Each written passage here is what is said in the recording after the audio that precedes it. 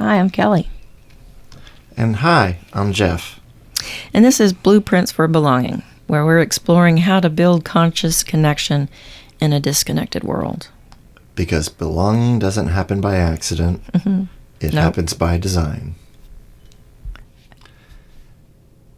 Hey, Geoff. Hey, Kelly. I know we're here. Yeah. We're not divided. We're not a recording. Yeah, no, we're here. So today's episode is a little bit about our divided attention reduces our connection. Multitasking. Yep. It's not something we can actually do as humans. No, we got some research to share with you about that. Yep. Oh, this is going to be exciting. It's going to be a good one. Yep. Yeah. So we're continuing our The Pace of Connection series. Yep. So far we've talked about speed. We've talked about silence. We're talking a little bit more about attention. Attention, yep. Yeah. Do you have your attention for me? I have my attention for you. Yeah. And this topic is particularly tricky because on the surface, it doesn't seem like it's a problem. Right. We've been encultured to do multitasking. In fact, we have, that's kind of part of what we've been trained to do is to multitask. Mm-hmm. And we're sharing that multitasking, it's not a right or wrong. It's just being aware of when we're multitasking. And today we're going to have a little bit of some research about it. But anyway, multitasking looks like we're productive. It looks like we're efficient. It even looks like we're responsible. But relationally, it can send a very different message. Yeah, and that's what we're unpacking today. Mm-hmm. What happens when we are physically present, but mentally somewhere else? You know, like you're sitting at the table and somebody is on their phone, and they're clearly somewhere else. Or they're sitting in the living room with you and they're on their phone and they're like, I thought we were having a conversation. Mm. Oh, yeah, but I'm just looking at this person. They sent me something. Oh, okay. Right. Actually, so I have a story. Okay. Kind of about this, but it's not going to be the story you think it's going to be. Uh-oh, is it about me? No. Okay. No. And I'm going to wait to introduce it. I'm not sure that right now is in the right place, but yeah. Oh. And it's not at all what you expect it to be. Okay, all right. Well, now you've teased me. Okay. So we're going to define a little bit of what partial presence is, what we're calling this. We're not really here. I know we've called it multitasking, but it's not. You're partially present. You're not that's what full. It really is. It's right. You're not fully here in this moment. You might be checking the baseball scores. You might be checking on your text that you got, or looking at pictures or whatever. Right. It just doesn't matter. Right. You're doing something other than actually being in this moment to the person who's talking to you. Right. That's present in this room with you. Right. Yeah. Being physically present while attention is divided between multiple tasks, thoughts, or stimuli. Mm-hmm. It's not just all of our devices. It's also our internal distractions. Oh, yeah. Well, you might be a daydreamer, and you might go off onto a dream while someone's talking to you. Right. I'm big. Or rehearsing what to say next. Right. Thinking about, I'm going to say this. Oh, yeah. And that's all you're thinking about. Right. So this presence that we're looking for, it takes full engagement. Mm-hmm. And when we have fragmented attention, it in some ways is going to, I don't want to say damage, but it's going to do some damage to the relationship in some ways. Yeah. So Sherry Turkle, she's an MIT researcher, and then there's also a study, I can't say the guy's name, but he's out of the University of Essex in the UK, and they were studying a little bit about even the presence of a phone unused. Like no one's on it. Right. That it reduces the depth of a conversation and the feelings of connection.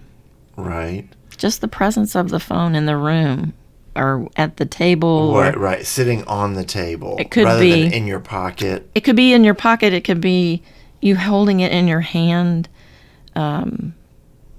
it's just, you're just not there with them. Right, or constantly glancing at it because you thought you saw it flicker. Right. You know, even though it's on silent, but it's still out there, so if something pops across the screen, you're going to see it. Right. So they might just be kind of like nodding along. Yeah, I understand. But they're thinking about what's on their phone, or they felt their phone vibe, and they're really wanting to look at it. So. Right. People and their phones. I know, but I'm grateful for our phone. I don't want to get rid of it. I'm just saying there's a place for it to be. Mm-hmm. And it's in your pocket. Okay. Well, anyway, so there's another researcher that in Stanford, that's Clifford Nass, and he did some really in-depth research in 2009 and 2010 about heavy multitaskers. And he found out that they performed worse on attention and memory and filtering tasks. Anyway, he kind of... they were more distractible and less effective at switching tasks. They were worse. So you can't really switch back and forth when you're slow about it. They had so much difficulty focusing and even more trouble filtering those distractions that might have come up. And they even struggled even more when switching between tasks. Right. They really struggled to stay on point. Right. Yay, 1 point for focusing. So what we think is a skill is actually something we're training ourselves to be worse at. Right. So it's not really... Because I'm a multitasker. Oh well, good. We'll hire you. And then you don't do a very good job because you don't know how to focus. Right. Anyway, this other guy, Rubenstein, he was another researcher that said that multitasking or multi-switching or task switching can reduce productivity up to 40% due to cognitive switch costs. Wow. So that prefrontal cortex can't fully process these multiple tasks simultaneously. And then the dopamine reward systems reinforce the habit of switching than what the task is, especially with the phone. So anyway... So it reduces our depth. We have some emotional pullback. We're not in that space of being aware of what our emotions are, and we sometimes are not able to process what's happening. And so, so anyway. Yeah, it's just crazy. So the multitasking might create that illusion of efficiency, but it's really just producing shallow engagement. Yes, shallow engagement. Yeah. Don't be shallow. Yeah. Oh. And then we have cultural reinforcements of all goodness, this behavior that doesn't become us. Yeah, the productivity culture equates busyness with value. Absolutely. If you're just sitting at your desk, no, you need to be working. Yeah, you need to be 110% billable. Yeah, technology encourages constant engagement through notifications and infinite scrolling. And kind of back on our previous episode, we were immediate responsiveness is socially expected. If you don't respond immediately, then you're idle. Right. Or you're doing something wrong. You're doing something you shouldn't be. Yeah. Anyway, so this other researcher... rules for each other. It's crazy. Yeah. This other researcher, this was digital behavioral studies that they did, and they showed that people who check their phones just about 80 to 150 times daily. And that's where I want to think, I don't know if I do that, but I'm going to check. I want to see how many times I check my phone. Right. Yeah, so I'm going to do that too. Attention fragmentation becomes normalized, not questioned. Right. Because everybody does it. Well, we're culturally trained to be distracted. I mean, to me, that's kind of why we have addictions. Oh, we were culturally conditioned to be distracted well before cell phones, too. Right. I'm saying, if you're distracted as a culture, then we can get away with a whole lot more stuff. It's not just behavior. Don't look over here, look over there. Right. It's a learned pattern reinforced over time. So right. It's kind of a I don't want to say it's something intentional, but it's just part of our conditioned environment. So. Right. Yes, it is, because condition is as condition does. Fragmented. Well, but it's important to understand that fragmented attention is not a personal failure. It's a conditional environment. So, yeah, we've all been taught this. Not necessarily overtly, but it's there. But it's a learned pattern that we have that's reinforced from our employers, from school systems, from being in the home, as well as our phones. So, it's been in private conversations between me and my colleagues constantly. Well, you get dinged. I'm a multitasker. La-di-da. I'm more of a focuser. Oh, well, you're limited. And it's like, yeah, but I get my work done, and I get it done well. Yeah. Yeah. It's. So you've had people that shared with you that they were multitaskers and they shamed you. Yeah. Well, it became a thing. Like it was like women are multitaskers and men aren't. And so it became this shaming thing based on your sex. I didn't know that. It's awful. Yeah. Well, that's architecture for you. Oh, yeah. Okay. Yeah, that was in that field. Not doing that anymore. I had no idea that. Anyway. Oh, right. Oh, I had a story. Right. Okay. So now this is kind of weird because is this with work? No. Okay, This is a personal story. Okay. And this is where things vary greatly between people. So my housemate has dopamine issues. She's got a lot of numbers, letters after her name, because she has a lot of afflictions. And dopamine is an issue for her. And so she will be watching TV with me, and she'll be on her phone, like the entire time.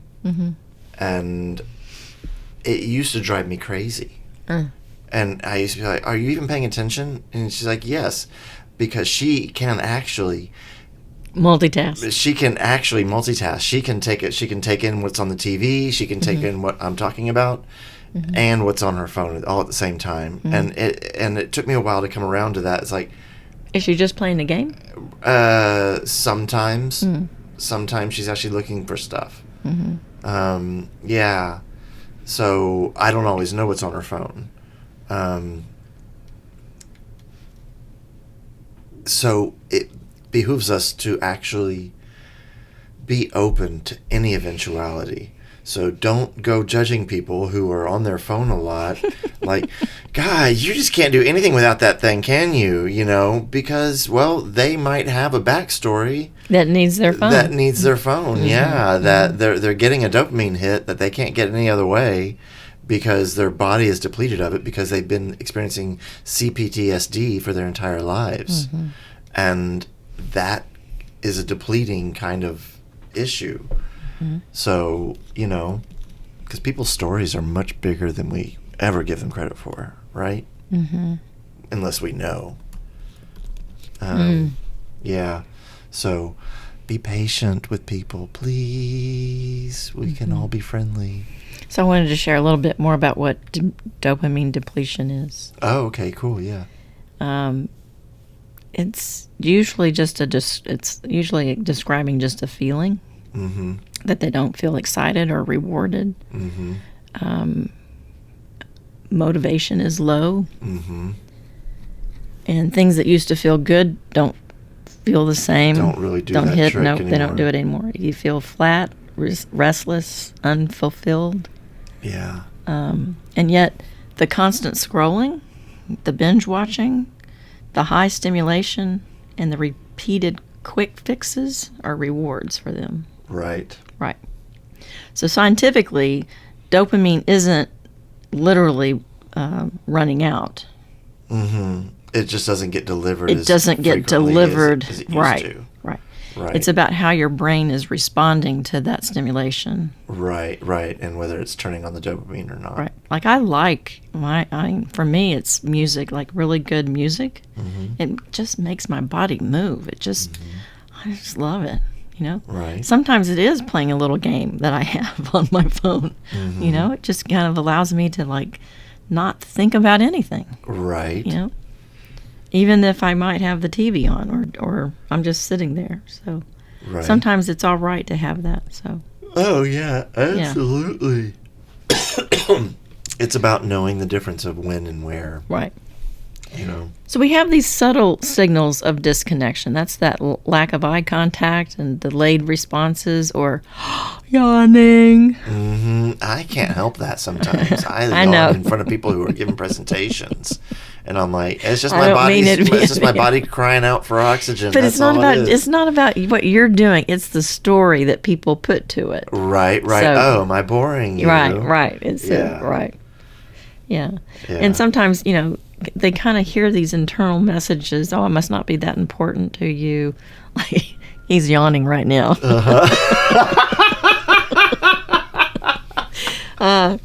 Oops. Oops. I think he's just tired though. I couldn't help I it. know. Or, sometimes it's thinking that, this doesn't matter to you.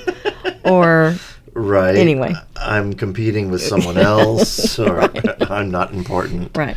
Yeah, But yet for the it's listener, I pretty mean, boring. they don't have that empathy of that connection. They start to create their own story.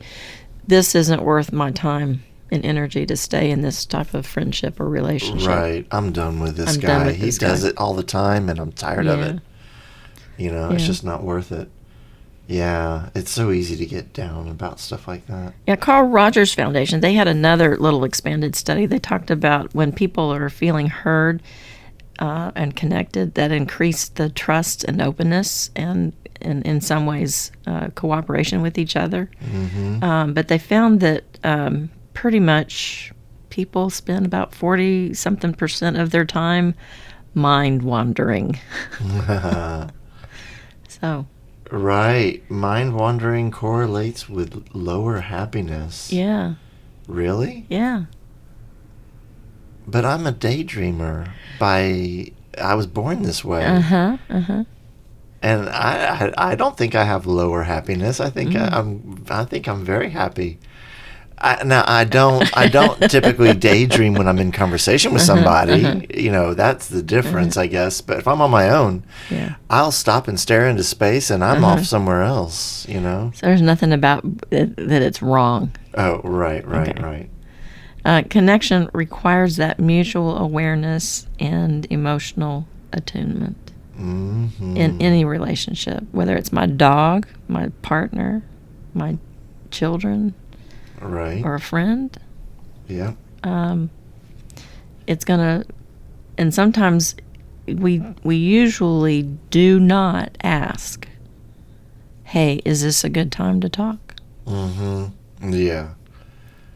Because it might not be, and then yet we get, I don't know, captured in some ways. And this is, and we don't usually say, "Hey, I need to take care of something. Can I come back in about 15 minutes and I'll be happy to sit here with you?" Right. Because I've done that in office environments because my boss is a busy person, and it's always been that way. Doesn't matter where I was working. And so I will often check in with them first. Hey, I just want to have a chat with you. Will you let me know when a good time is? so good. So that's a good way to do it. And they gave you a time? Well, good. Well, good. Yeah, because if you ask, people will be more than happy to reply back to you, usually. Mm-hmm. Now, sometimes there's what we call missed emotional bids. We might try to connect emotionally or try to connect with somebody, and yet, like a person might reach out for that connection. Hey, or they might start talking about something, and you're in your own thoughts or you're in your own world or whatever you're dealing with, and they're like, fine, okay. And Right, just right. go on. There's no response, Right, because they're staring off into space. right. I guess I don't matter. John Gottman, who he was? I do know the name John Gottman. Okay, so he was about relationships, about marital relationships. That's what he studied. And he talked about thriving couples tend to respond to these emotional bids about 86% of the time. Wow. And struggling couples respond about 30% of the time. Wow. So you can see why they're struggling. Yeah. It's not that they're not communicating. They're not communicating. Right. So sometimes the bids look a little, subtly, like there might be humor or, oh, that's funny, or whatever, and that's not a real connection, right? It might be we're trying to connect. And sometimes there might be even indirect, like, you won't believe what happened today. Well, I'm in my own world. What happened? Wow. Yeah. Instead of, oh no, what happened today? Right. Or can I tell you something? Tell you about something. That's a real direct way of connecting. So. Right. Can I tell you about something? Not, oh, I probably haven't told you something. It's like, well, no, and you're still not. See ya. Well, kids pick up on this quite easily. So if they notice a parent is distracted, that's typically how they use their way of not, or, I don't know, get into trouble, so to speak. Parents are not watching. They're not, or a child might say, "Hey, can you do this for me?" Or I'm like, "I'm busy right now," or So anyway, so a distracted, go ask your dad. Yeah, a distracted versus an engaged response. A distracted response might be, I don't have time for this. I need to take care of something else. An engaged response is, hey, I hear you're wanting to play. Show me what you're doing. I'm connecting with you. Right. And a partner, how does a partner do it? Well, a partner half listens. Or... Well, and well, so, okay. Another little story. Okay, good. I recently got caught not paying attention. And my housemate was telling me something, and it was a longish story, and I wandered temporarily and then came back to her wondering why my reaction wasn't what she was expecting. And I was like, well, I think I may have missed the last thing you said. And so she rolls her eyes and she repeats it. And I'm like, oh my God. Oh, she's like, yeah, that's the response I was expecting. Yeah. Yeah. And, because, well, I'm not going to make excuses. Sometimes we have to really rein our own brain in. What do you mean by that?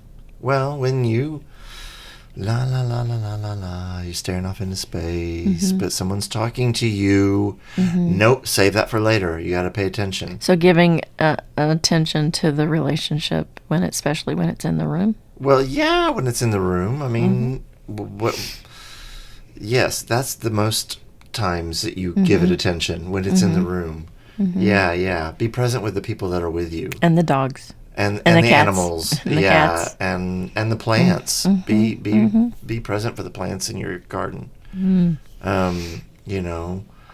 All living creatures require it. And it's just, well, so I was actually born with the gift of active listening. I have always been an active listener. And in doing that, so yes, despite the little hiccups I have sometimes with my housemate, I've actually started a business that is called Conversation Companions Mm-hmm. to help people who are overwhelmed stop and be heard and be seen. That's wonderful. Yeah, and thus giving them their own self-made clarity on the issues that they're worried about. This is not therapy. Yeah. This is not therapy. This is not counseling. This is not emergency help. This is just conversation. It's conversations with active listening and gentle reflection, and it works beautifully. And I don't even know how to tell people how to do it because I've always done it. I was born this way, and so I can't even explain how to learn how to do it, because I think you can learn how to be active listening. Make some notes so you can start to tell people. Right. Yeah, take notes. Yeah. Anyway, so connection erodes through our repeated missed moments. So this is a calling back to the attention of awareness, of being aware of where we are in our lives and what's going on with us. Our relationships are built on these micro moments, not grand gestures. One of the things about Gottman, what he was talking about was that, the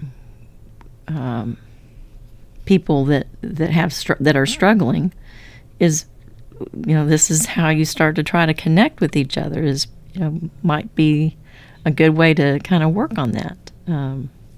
Because it's not going to happen just because you're there. Oh, no, you can be something. married to each other and never talk. For 50 years, some people are. Oh. And they haven't. Anyway. Wow, and they've never really connected. Right. That's so sad. So, these have short-term consequences. So, like, it happens over and over again, and I get frustrated, and I'm not understood, and then, the escalation of the tone just goes through the roof. It has to, because I'm trying to get your attention. Right. Why aren't you listening to me? Yeah. So then we start to lose trust, and then I pull back emotionally, and, guarded. Withdraw or guard myself against you. I'm not seen or valued. Right. And that's a horrible feeling. I honestly believe that we have a pandemic of people not feeling seen or heard. Absolutely. And it's around the world. Did I tell you about the lady who I was walking Bruce one day, and she was crying standing there at the corner? I was trying to wait for her to pass. She was coming from the school that's near me. And she started crying, and I was just like, "Are you okay?" I just was trying to connect with her. What's happening? She said, "I just lost my job." And I'm like, "Oh my." She says, "I have a 17-year-old that's about to graduate from high school, and I have a 7-year-old. I don't know how I'm going to pay my bills." And I'm just listening to her. Wow. Listening to what's going on. Right. Then I saw her the other day. She was going into school, and I said, "Oh, great to see you." She says, "I just have to tell you something. I got my job back." And I was like, "Yes!" I got goosebumps. Woo-hoo. Yes. Yay. And she says, "Thank you for listening to me. Right, because that is gold for everybody.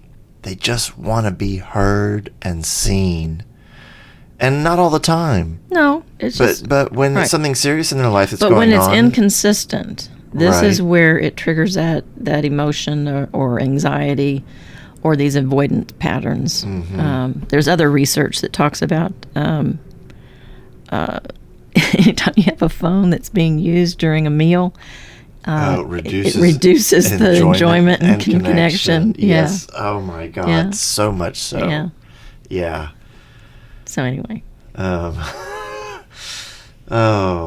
there's an attachment lens. Inconsistent attention can trigger anxiety or avoidance patterns. That's what she just said. And then attention communicates value.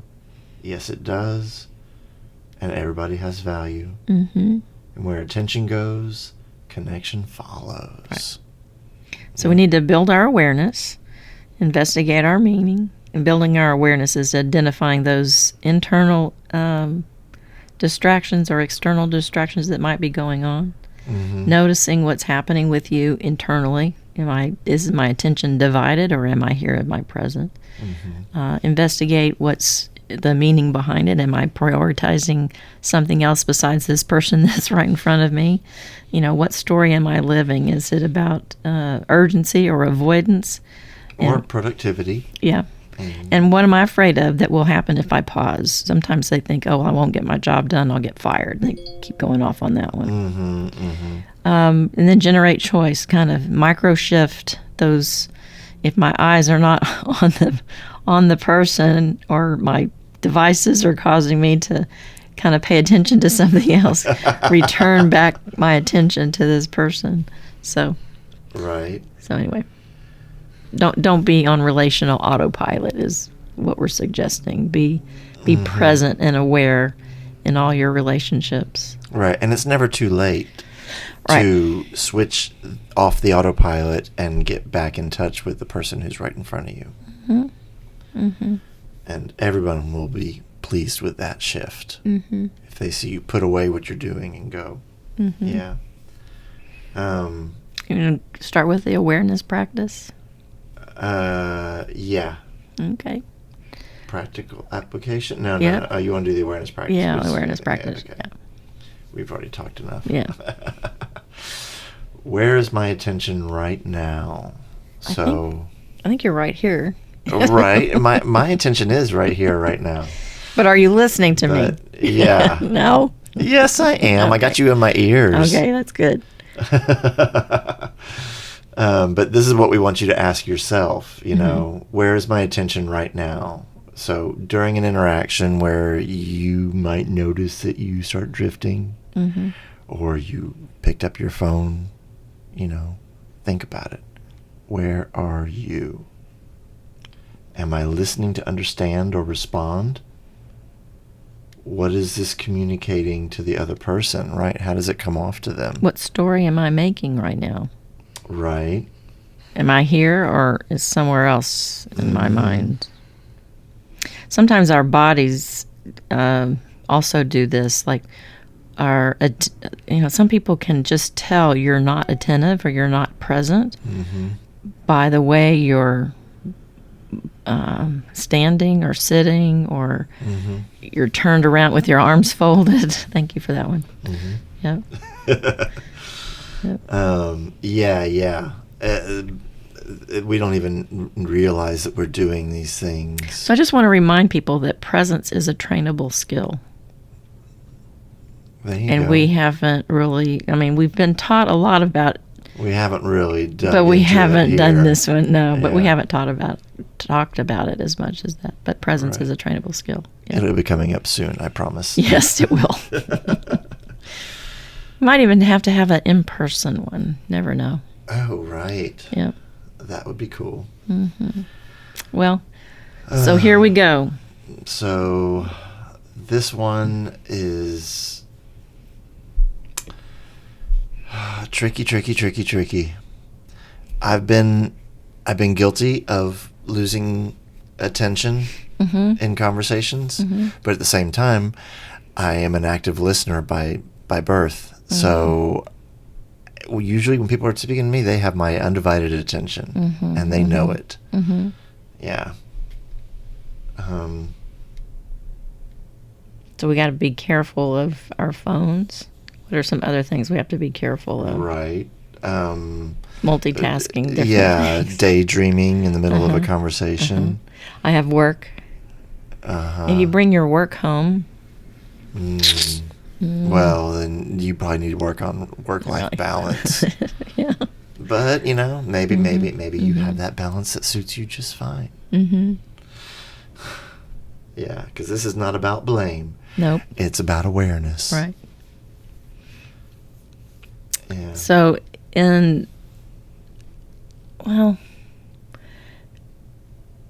if somebody's not fully with you, if the other person's not fully with you, what do you do? I usually try to get their attention by asking, "Are you? Is this a good time? Are you here with me? Yeah. Is this a good time to talk or not? Or if I need to take some time, I can share with them. I need to take about 15 minutes. Do you mind if I come back to our conversation in about 15 after minutes. I do these things, yeah. Well, anyway. Yeah, it's about being open and honest about stuff. Yeah. So anyway, we just wanted to share this week about noticing, kind of noticing where your attention is when you're with someone. Mm-hmm. Yeah, you don't have to fix it all at once. Nope, just notice it. Just notice it. Yeah. Because where does attention go to? Well, wherever attention goes, connection follows. That's right. Yeah. So I might be on my phone. My connection is with my phone.